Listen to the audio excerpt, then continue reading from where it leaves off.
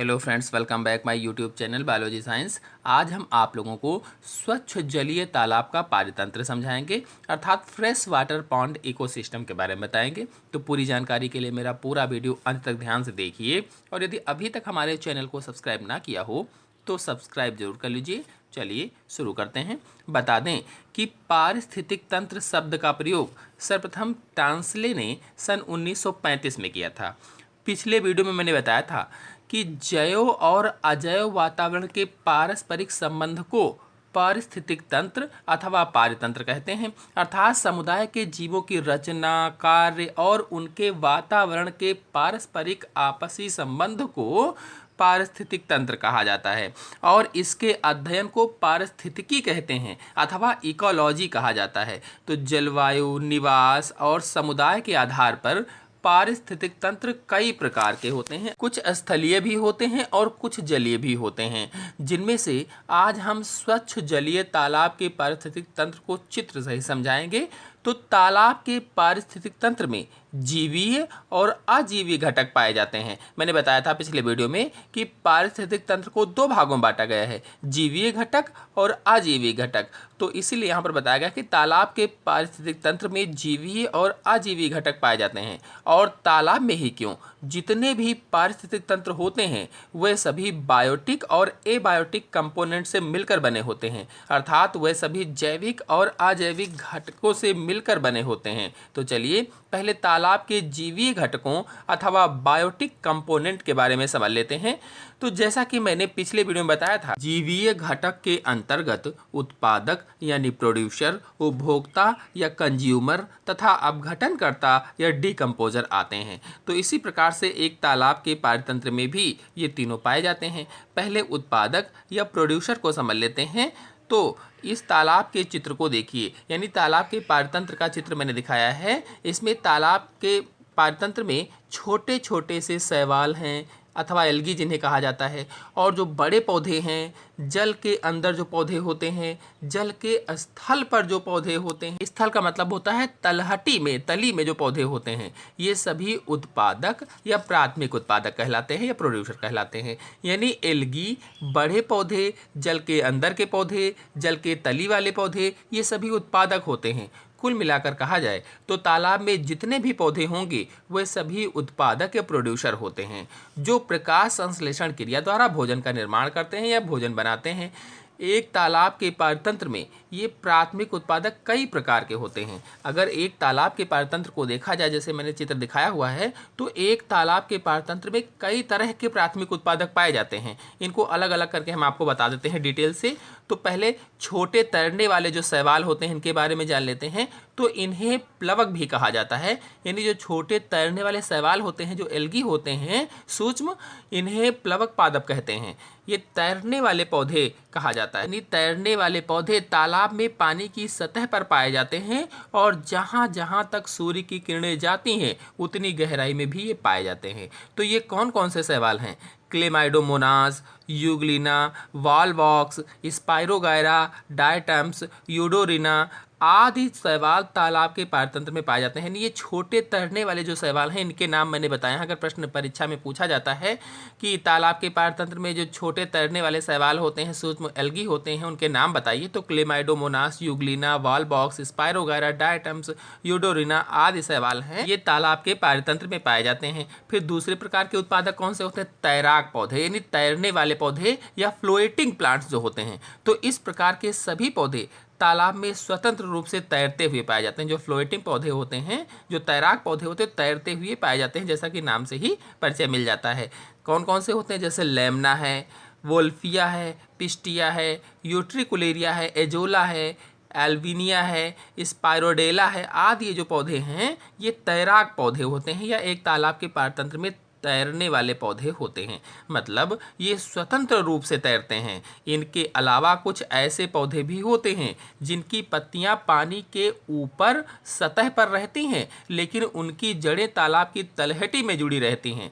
तो ये कौन कौन से होते हैं? निम्फिया, निलंबियम, यूसिया, ट्रापा आदि ये पौधे हैं जिनकी पत्तियां तो पानी की सतह पर रहती हैं, लेकिन इनकी जड़ें अंदर नीचे तलहटी में लगी रहती हैं, जुड़ी रहती हैं। तो तैरने वाले पौधों में दो प्रकार के पौधे हुए, एक स्वतंत्र रूप से जो तैरते हैं, उनकी जड़ें नीचे नहीं लगी होती हैं, और दूसरे जिनकी जड़ें तलहटी में लगी होती हैं। अगले प्रकार के उत्पादक पर आते हैं जल निमग्न पौधे। जल निमग्न यानी जल में डूबे हुए, जल में भरे हुए, जैसे हाइड्रला है, वैसलनेरिया है, इलोडिया है, सिर्टोफिलम है, यूट्रिकुलेरिया है आदि जो पौधे होते हैं ये जल निमग्न होते हैं, यानी ये एक तालाब के पारितंत्र में पाए जाने वाले जल में डूबे हुए पौधे होते हैं।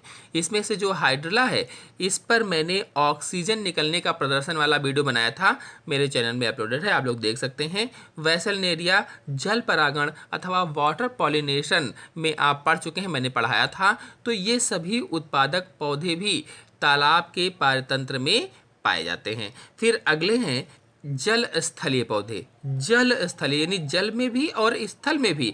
तो इस प्रकार के पौधे जल और स्थल दोनों पर पाए जाते हैं, यानी कहें तो तालाब के किनारे जहाँ पर कम जल होता है उसमें लगभग में लगे होते हैं। तो इन पौधों में कौन कौन से पौधे होते हैं? रेननकुलस, सजिटोरिया, टाइफा, पॉलीगोनम, मार्सिलिया, एक्विसिटम आदि ये जो पौधे हैं जल स्थलीय पौधे होते हैं।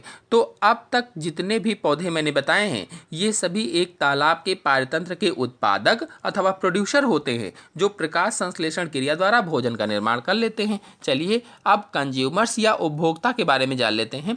तो इसको भी कई भागों में बांटा गया था, पिछले वीडियो मैंने डिटेल से बताया था। प्रथम श्रेणी के उपभोक्ता, द्वितीय श्रेणी के उपभोक्ता, तृतीय श्रेणी के उपभोक्ता, उच्चतम श्रेणी के उपभोक्ता या सर्वाहारी बताया था। तो इसमें से प्रथम श्रेणी के उपभोक्ता को जान लेते हैं। प्राथमिक उपभोक्ता कौन से होते हैं? तो इसमें जो तालाब होता है इसमें प्लवक जंतु, अत्यंत छोटी मछलियाँ, घोंघे, अन्य मोलस्क व मच्छरों के लार्वा आदि होते हैं। यानी जो प्राथमिक उपभोक्ता है वो कौन कौन से होंगे?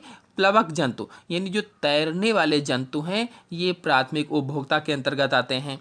अत्यंत छोटी मछलियाँ यानी सबसे छोटी जो मछलियाँ होती हैं ये भी तालाब के पारितंत्र की प्राथमिक उपभोक्ता होती हैं। इसी प्रकार से जो घोंघे हैं या जो अन्य मोलस्क हैं, अन्य मोलस्क यानी जो अन्य मोलस्का संघ के जंतु हैं वो भी अगर तालाब के पारितंत्र में हैं तो वो भी प्राथमिक उपभोक्ता के अंतर्गत ही आएंगे। इसी प्रकार से जो मच्छरों के लार्वा होते हैं वो भी प्राथमिक उपभोक्ता के अंतर्गत आते हैं। तो ये जो प्राथमिक उपभोक्ता होते हैं ये सभी खाते क्या हैं? तो ये सभी प्राथमिक उत्पादकों को खाते हैं। जो प्राथमिक उत्पादक हैं, पेड़ पौधे हैं, उनको खाते हैं। फिर आते हैं द्वितीय श्रेणी के उपभोक्ताओं को। तो इसमें वे जंतु आते हैं जो प्रथम श्रेणी के उपभोक्ताओं का भक्षण करते हैं। यानी जो द्वितीयक उपभोक्ता होते हैं, सेकेंडरी कंज्यूमर्स होते हैं, ये क्या करते हैं? जो प्राथमिक उपभोक्ता हैं, जैसे मैंने बताया छोटी मछलियां हैं, मच्छरों के लार्वा हैं, घोंघा को छोड़कर अन्य जो मोलस्क होते हैं उनको, तो इस प्रकार से उनको ये खाते हैं। यानी द्वितीयक श्रेणी के जो उपभोक्ता होते हैं ये वे जंतु होते हैं जो प्रथम श्रेणी के उपभोक्ताओं को खाते हैं, भक्षण करते हैं उनका। जैसे मध्यम आकार की जो मछलियां हैं मैंने बताया वो सबसे छोटी मछलियों को खा जाती हैं। कीड़े मकोड़े तथा मेढक हैं वो भी उन्हीं को खा जाते हैं या अन्य छोटे जीवों को खा जाते हैं। तो इस प्रकार से द्वितीय श्रेणी के उपभोक्ता हो जाएंगे। आते हैं तृतीय श्रेणी के उपभोक्ताओं में। तो थर्ड कंज्यूमर्स के अंतर्गत ये द्वितीय श्रेणी के उपभोक्ताओं का भक्षण करते हैं, यानी ये अपने से छोटे वालों को खाते हैं। यानी मध्यम आकार की जो मछलियां हैं तो ये उनको खा जाती हैं, बड़ी आकार की जो मछलियां होती हैं। ऐसे ही जलीय सर्प हैं आदि इसमें आते हैं। नहीं, सर्प हैं, मछलियां हैं, ये इसके अंतर्गत आती हैं जो कीड़े मकोड़ों को, मेढक को और मध्यम आकार की मछलियों को खाते हैं। फिर उच्च श्रेणी के उपभोक्ताओं के अंतर्गत यानी टॉप कंज्यूमर्स के अंतर्गत ये सभी उपभोक्ता श्रेणी के जंतुओं का भक्षण करने वाले जंतु होते हैं। यानी सर्वाहारी भी आप इनको कह सकते हैं, लेकिन ये जो होते हैं कौन कौन से? बगुला है, बतख है, सबसे बड़ी मछलियां हैं, गिद्ध है और मनुष्य भी है। तो इसमें ये क्या करते हैं कि सभी उपभोक्ता यानी प्रथम श्रेणी के उपभोक्ताओं को भी खा सकते हैं, द्वितीय श्रेणी के उपभोक्ताओं को भी खा सकते हैं और तृतीय श्रेणी के उपभोक्ताओं को भी ये खा सकते हैं। तो ये तीनों को ऊपर जो बताया है मैंने उनको खा सकते हैं, इसलिए उच्चतम श्रेणी के उपभोक्ता या सर्वाहारी भी आप इनको कह सकते हैं। तो जैसे मनुष्य है इसमें सर्वाहारी होता है, गिद्ध भी होता है सर्वाहारी। तो बगुला, बतख, सबसे बड़ी मछलियाँ, गिद्ध, मनुष्य आदि उच्चतम श्रेणी के उपभोक्ता इसके अंतर्गत आते हैं। तो इस प्रकार से उपभोक्ता हो जाएगा। फिर है अपघटनकर्ता या डिकम्पोजर्स। तो ये उत्पादकों या उपभोक्ताओं की मृत्यु के पश्चात उनके शरीर का अपघटन करने वाले जलीय कवक और जीवाणु होते हैं। यानी तालाब के पारतंत्र में पाए जाने वाले जो उत्पादक हैं, जो उपभोक्ता हैं, जब वो मर जाते हैं, चाहे पेड़ पौधा हो, सड़ गया है, गल गया है, और कोई उपभोक्ता है, उपभोक्ता में मैंने बताया जैसे मछलियां हैं, सर्प हैं, कीड़े मकोड़े हैं, अगर वो मर गए हैं तो उनकी मृत्यु के पश्चात उनके शरीर का अपघटन करते हैं ये। अर्थात कुल मिलाकर के अपघटनकर्ता के अंतर्गत कवक और जीवाणु आते हैं जो उत्पादकों और उपभोक्ताओं के शरीर का, यानी उनके मरने के बाद उनके शरीर का अपघटन करते हैं, खत्म करते हैं। इसमें कौन कौन से होते हैं कवक और जीवाणुओं के अंतर्गत? तो एक्लिया है, आइसो एक्लिया है, कोकाई है, बैसिलाई है, स्पाइरेलाई है आदि हैं। तो इनकी कुछ जातियां तालाब की तलहटी की मिट्टी में भी पाई जाती हैं। जो तालाब की तलहटी है, इस तलहटी की मिट्टी में भी इनकी कुछ जातियां पाई जाती हैं, ताकि वहाँ भी जो पेड़ पौधे जीव जंतु मरकर गिरें या वहाँ पर आएँ तो उनको भी ये समाप्त कर दें, उनका भी अपघटन कर दें। तो ये जीवी घटक तालाब के पारतंत्र के बायोटिक कंपोनेंट्स मैंने बताएं। अब चलिए ए बायोटिक कंपोनेंट्स के बारे में जान लेते हैं, अर्थात अजीवी घटक के बारे में समझ लेते हैं। तो तालाब में अजीवीय घटक जो होते हैं वो जल में घुलित रूप में पाए जाते हैं, क्योंकि इसमें जल का भाग ही प्रमुख होता है। यानी अजीवीय घटकों के अंतर्गत एक तालाब का पारतंत्र जो है उसमें जल का भाग ही प्रमुख रूप से होता है। तो जो अजीवीय घटक होते हैं वो तालाब के जल में घुले हुए रहते हैं।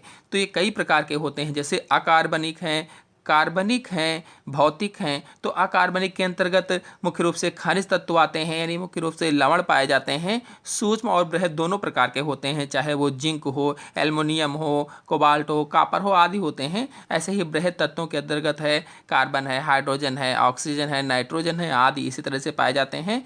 और आयन कुछ मात्रा में पाए जाते हैं, धन आयन भी पाए जाते हैं, ऋण आयन भी पाए जाते हैं। घुलित अवस्था में कुछ गैसें भी पाई जाती हैं, चाहे वो CO2 हो, O2 हो, NH3 हो, H2 हो, तो ये सब आदि पाए जाते हैं। फिर कार्बनिक घटक के अंतर्गत घुलित कार्बोहाइड्रेट्स, प्रोटीन, वसा तथा मृत अवशेषों के अपघटन द्वारा उत्पन्न उत्पाद व जटिल पदार्थ पाए जाते हैं। यानी जो कार्बनिक घटक हैं, जो ऑर्गेनिक कंपोनेंट्स हैं, इनके अंतर्गत घुलित कार्बोहाइड्रेट्स, घुला हुआ कार्बोहाइड्रेट पाया जाता है, प्रोटीन पाई जाती है, वसा पाई जाती है, और फिर बताया गया है मृत अवशेषों के अपघटन द्वारा उत्पन्न उत्पाद। यानी जो पेड़ पौधे मर गए थे, जो जीव जंतु मर गए थे, उनका अपघटन हुआ, और अपघटन होने के बाद जो भी उनसे चीज़ें, जो भी कार्बनिक पदार्थ प्राप्त हुए वह प्लस जटिल पदार्थ उसी में जो प्राप्त हुए, तो ये सब कार्बनिक घटक होते हैं। फिर भौतिक घटक के अंतर्गत आते हैं, तो इसमें सूर्य का प्रकाश है, ताप है, हवा है व वर्षा आदि प्रमुख हैं। यानी भौतिक घटक के अंतर्गत सूर्य का प्रकाश, ताप, हवा और वर्षा आते हैं। अब आपको बताते हैं कि तालाब के पारतंत्र में खाद्य श्रृंखला या ऊर्जा प्रवाह, तत्वों का चक्रीकरण आदि किस क्रम में होता है। यानी ऊर्जा का प्रवाह किस क्रम में होता है तालाब के पारतंत्र में? तो सूर्य का प्रकाश व विभिन्न तत्व पहले होते हैं, फिर इसके बाद प्राथमिक उत्पाद उनको ग्रहण करते हैं, फिर प्रथम श्रेणी के उपभोक्ता आते हैं, फिर द्वितीय श्रेणी के उपभोक्ता आते हैं, फिर तृतीय श्रेणी के उपभोक्ता आते हैं, फिर उच्च श्रेणी के उपभोक्ता आते हैं, और फिर अपघटन हो जाता है। तो इस क्रम में ऊर्जा का प्रवाह चलता रहता है एक तालाब के पारिस्थितिक तंत्र में। आशा है आप लोगों को वीडियो समझ में आया होगा। तो आज के अंक में इतना ही। अगले अंक की जानकारी के लिए मेरे चैनल को सब्सक्राइब कर लीजिए और साथ में बेल आइकन को भी प्रेस कर लीजिए, ताकि आने वाले अगले वीडियो की नोटिफिकेशन आपको सबसे पहले प्राप्त हो जाए। धन्यवाद।